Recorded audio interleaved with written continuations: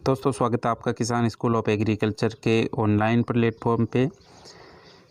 Video को शुरू करने से पहले मैं आपको किसान स्कूल ऑफ एग्रीकल्चर के ऑनलाइन ऐप के बारे में बताना चाहता हूँ। किसान स्कूल ऑफ एग्रीकल्चर के ऐप को इंस्टॉल करके आप यहाँ से जेट ICAR BHU की तैयारी ऑनलाइन कर सकते हैं। ऐप को आप यहाँ से लिंक पे जाके इंस्टॉल कर सकते हैं। अगर ऐप को आप प्ले स्टोर में सर्च करना चाहते हैं तो आप जेट कोचिंग सर्च कीजिए। जेट कोचिंग सर्च करेंगे तो आपको यहाँ पे किसान स्कूल ऑफ एग्रीकल्चर का ऐप दिखेगा। ऐप के ऊपर आप यहाँ पे क्लिक कीजिए। क्लिक करने के बाद में आपको यहाँ पे इंस्टॉलेशन के बटन पे क्लिक करना है। इंस्टॉलेशन के बटन पे जैसे आपने क्लिक करेंगे तो ऐप आपका यहाँ से इंस्टॉल होगा। ऐप को इंस्टॉल करने के बाद में आप यहाँ से जेट ICAR BHU का कोर्स ऑनलाइन परचेज कर सकते हैं।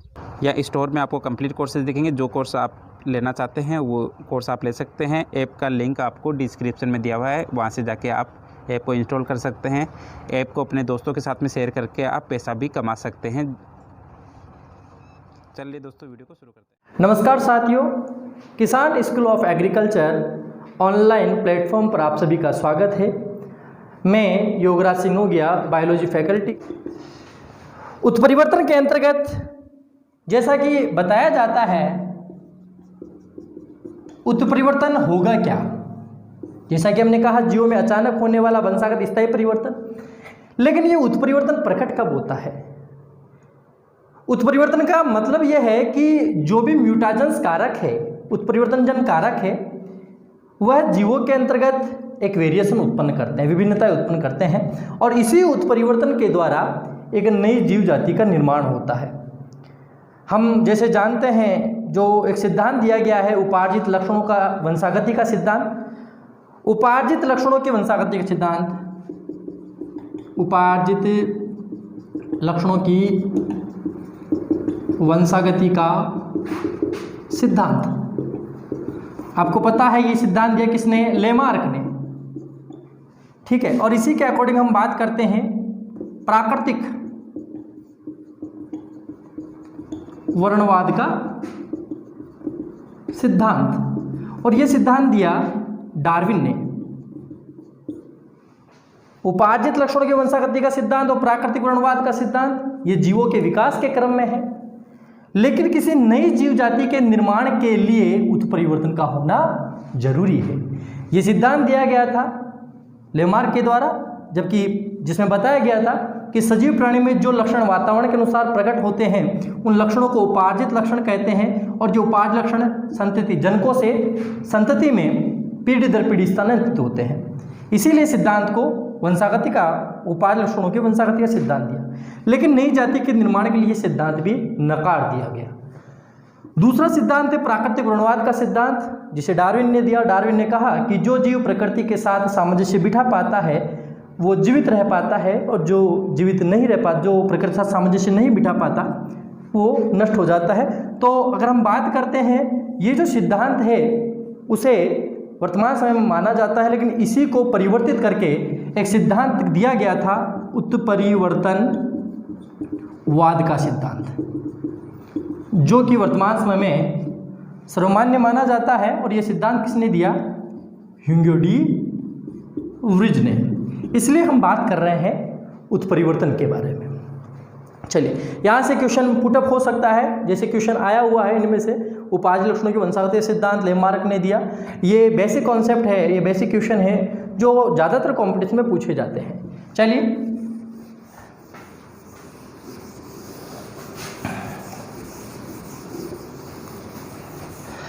अब बात करते हैं कि उत्परिवर्तन उत्पन्न क्यों होता है।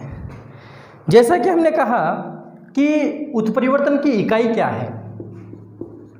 उत्परिवर्तन की इकाई, उत्परिवर्तन की इकाई है म्यूटॉन। उत्परिवर्तन की इकाई क्या है? म्यूटॉन। बहुत अच्छा प्रश्न है ये भी कि म्यूटॉन क्या है? उत्परिवर्तन की इकाई म्यूटॉन को कहते हैं। इसके अकॉर्डिंग हम बात करते हैं कि उत्परिवर्तन किसके द्वारा उत्पन्न होता है। उत्परिवर्तन को उत्पन्न करने वाले कारकों को म्यूटाजेंस कहते हैं। यहाँ से प्रश्न आता है उत्परिवर्तन जन, जिन्हें कहते हैं हम म्यूटाजन। किसे कहेंगे? उत्परिवर्तन जन या म्यूटाजेंस। तो हम बात करेंगे कि उत्परिवर्तन को उत्पन्न करने वाले कारकों को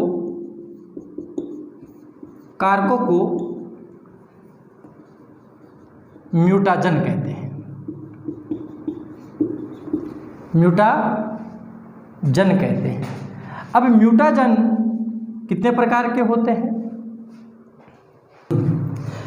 तो हमने बात की उत्परिवर्तन जन म्यूटाजन के बारे में। उत्परिवर्तन को उत्पन्न करने वाले कारकों को म्यूटाजन कहते हैं और ये उत्परिवर्तन जन कारक दो प्रकार के होते हैं, जिसमें हम सबसे फर्स्ट बात करते हैं भौतिक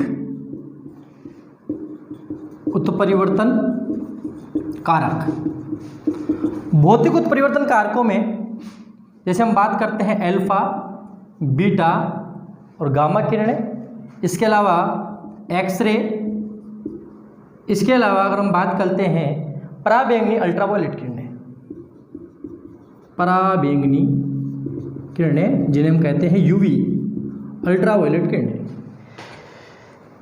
नेक्स्ट हम बात करते हैं रासायनिक कारकों के बारे में।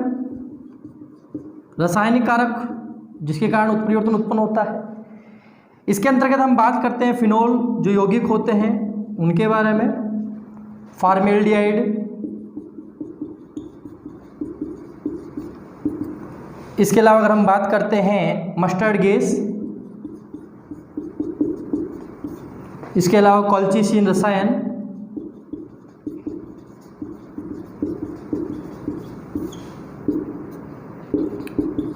नाइट्रस एसिड, ये जो कारक होते हैं वो रासायनिक कारक होते हैं। अगर हम बात करते हैं ये वाला जो क्वेश्चन है पूछा गया है कॉल्चिसिन रसायन के बारे में पादपों में, जब बहुगुणिता को उत्पन्न करते हैं तो कॉल्चिसिन रसायन का उपयोग करते हैं और हम जानते हैं कि साधारणतः उत्परिवर्तन पादपों में ज़्यादा किया जाता है जिसके द्वारा नई उन्नत किस्मों का निर्माण किया जाता है। कॉल्चिसिन रसायन जिससे जो काल्चिकम आटमनेल पादप से प्राप्त किया जाता है और काल्चिकम आटमनेल जो पादप है वो एलियेसी कुल के अंतर्गत आता है और काल्चिकम आटमनेल पादप से कॉल्चिसिन रसायन को निकालकर उत्परिवर्तन को उत्पन्न किया जाता है, क्योंकि ये रसायन एनाफेज अवस्था के अंतर्गत तर्कुतंतुओं का निर्माण नहीं होने देता, जिससे गुणसूत्रों की संख्या में गुणन हो जाता है और पादपों के अंतर्गत एक नई उत्परिवर्तन किस्म का निर्माण होता है। तो हमने कहा उत्परिवर्तन जन म्यूटाजन जो होता है उत्पन्न करने वाले कारक म्यूटाजन्स कहलाते हैं। दो प्रकार के होते हैं भौतिक उत्परिवर्तन जन कारक, अल्फा, बीटा, गामा किरणें, एक्स किरणें, पराबैंगनी किरणें, और रासायनिक कारक phenol, formaldehyde, mustard gas, colchicine रसायन और नाइट्रस एसिड। अब हम बात करते हैं कि उत्परिवर्तन कितने प्रकार का होता है। तो टाइप्स ऑफ म्यूटेशन के बारे में हम बात करेंगे।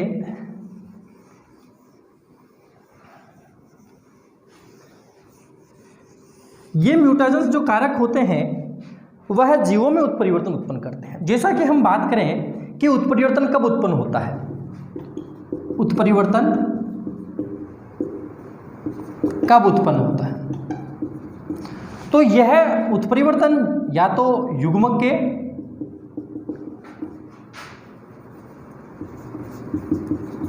निर्माण के समय या युग्मनज में उत्परिवर्तन उत्पन्न हो सकता है, या तो युग्मक के निर्माण के समय या युग्मनज के अंदर। जैसे कि हम बात करते हैं कि किस प्रकार से, जैसे हमने कहा हम एग्जाम्पल देते हैं, जैसे मानव है और मानव जिसमें हमने कहा नर और मादा, और हम जानते हैं मानव में 2n बराबर होता है 46 गुणसूत्र पाए जाते हैं। नर में जब युग्मक बनता है शुक्राणु का, स्पर्म का, शुक्राणु का निर्माण होता है और मादा में ओवम का, अंडाणु का निर्माण होता है। लेकिन इनमें गुणसूत्रों की संख्या अगुणित होती है और हम जानते हैं n बराबर 23 गुणसूत्र। अगर इस समय युग्मकों के निर्माण के समय इनके क्रोमोजोम में परिवर्तन आता है, संख्यात्मक परिवर्तन आए, चाहे वह संरचनात्मक परिवर्तन आए, तो आने वाली संतति में भी वेरिएशन होगा। तो या तो हो सकता है युग्मकों के निर्माण के समय, या हो जाए इनमें जब क्रॉस हो, इसमें निषेचन होता है, फर्टिलाइजेशन होता है, तो जो जाइगोट होता है उस जाइगोट में अगर परिवर्तन आता है तो फिर म्यूटेशन उत्पन्न होता है। जैसे हम बात करें कि अगर मान लीजिए इनमें फर्टिलाइजेशन की क्रिया है, निषेचन की क्रिया होगी, तो इसमें जाइगोट बनेगा। हमने कहा ये जाइगोट बनेगा। जाइगोट द्विगुणित होता है, एकल कोशिकीय होता है, जिसमें क्या होगा, विदलन की क्रिया होगी और मोरूला, ब्लास्टुला, गैस्ट्रुला से जब संरचना बनेगी तो उस क्रिया के अंतर्गत अगर हम बात करें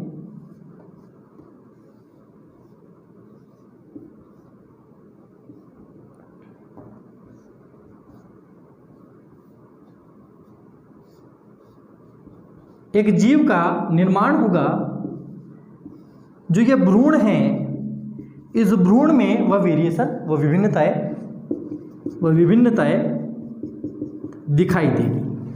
तो हमने बात की कि या तो युग्मकों के निर्माण के समय या युग्मकों के निषेचन के जाइगोट बनेगा, उसमें वेरिएशन होता है, तब जाके इस भ्रूण के अंदर वेरिएशन उत्पन्न होगा और इस विभिन्नता के कारण इस जीव के जीनोटाइप में और इसके फिनोटाइप में परिवर्तन आएगा और वह फिनोटाइप जीनोटाइप परिवर्तन ही क्या कहलाएगा, उत्परिवर्तन कहलाएगा।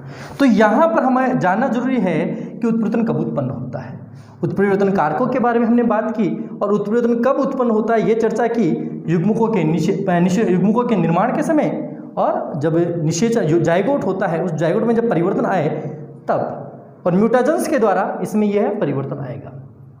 जैसे हमने कई जाने हैं, हम आगे भी चर्चा करेंगे। हम बात करेंगे पटाउ सिंड्रोम के बारे में, एडवर्ड सिंड्रोम के बारे में, क्रेट-क्राई सिंड्रोम के बारे में, फिलाडेल्फिया के बारे में। बहुत सारे ऐसे कारक हैं जिसके कारण उत्परिवर्तन उत्पन्न होते हैं। तो यह हमने बात की उत्परिवर्तन कब उत्पन्न होता है। सभी विद्यार्थी जो जेट, आईसी और बीएसयू से रिलेटेड हैं वह नीचे दिए गए डिस्क्रिप्शन बॉक्स में ऐप का लिंक दिया हुआ है, उसे इंस्टॉल करें और संपूर्ण पाठ्य सामग्री को वहाँ से प्राप्त करें। धन्यवाद।